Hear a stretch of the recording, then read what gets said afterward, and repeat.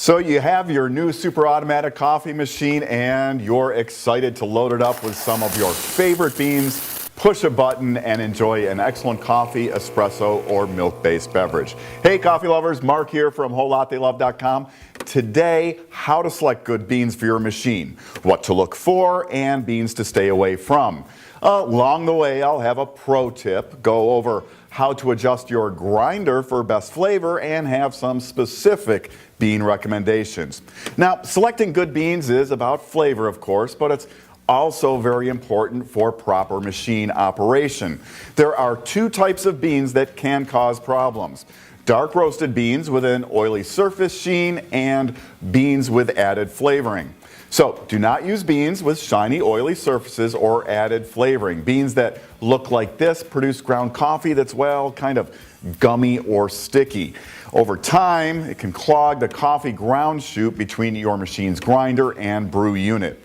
A couple of well-known brands, I'm not picking on anybody in particular here, to stay away from are the very dark roasts from Starbucks, Kirkland, and Peet's. Now, lighter roasts from those brands with no oily surface shine, those are absolutely fine to use.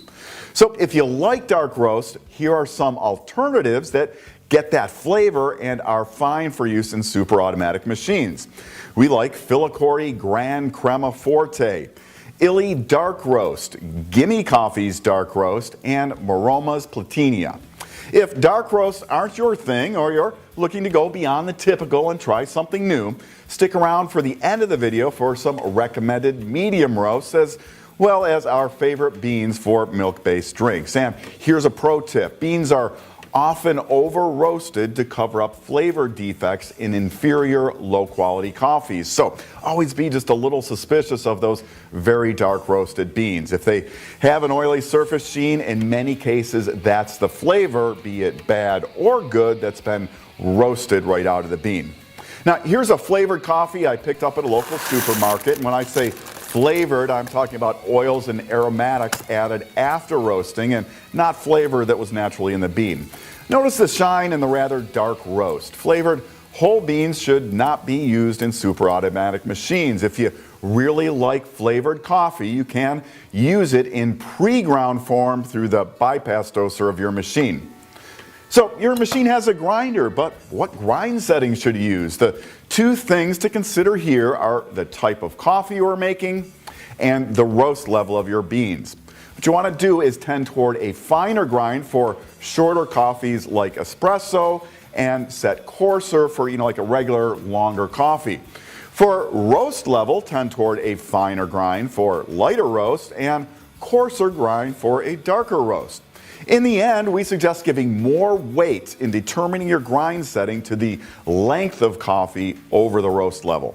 Now, a couple of things to keep in mind when changing a grind setting. First, it's typically okay to adjust a grind coarser multiple steps all at once. But when adjusting finer, adjust just one notch at a time, brew and adjust again if needed.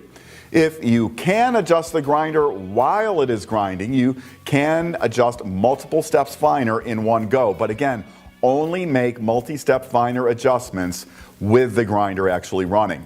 Now, be aware it may take a number of brewing cycles to get the full effect of grind size adjustments in your cup. This is because most machines have adaptive brewing systems that adjust the coffee dose after making a grind size adjustment. Now, to finish up, as promised, here are some medium roast coffees that we really like. From Parisi Artisan, check out their 24th Street blend, Sumatra Single Origin, and Certified Organic Bolivian. All those are great choices as stepping stones to more exotic coffees. For espresso lovers, one of our favorites is Gimme Coffee's Leftist Espresso Blend. It's made up of shade-grown beans. It's balanced from start to finish with chocolate, ripe fruit, and toasted hazelnut. For milk-based drinks, our favorite by far, Maroma's Orphea. And our customers give it consistent 5-star reviews. It's an amazing coffee with rich, long-lasting crema and a chocolate flavor that's never bitter and just works in a latte, cappuccino, or flat white. If you're interested in any of those coffees, use the link up here to learn more and purchase, or see the video description for direct links to all of them. I'm Mark. Thanks for watching, and I do hope you'll subscribe to the channel and come back soon to learn more about the good stuff on everything coffee, brought to you, of course, by WholeLatteLove.com. Hey, why not subscribe now for easy free access to more videos on everything coffee, brought to you by WholeLatteLove.com.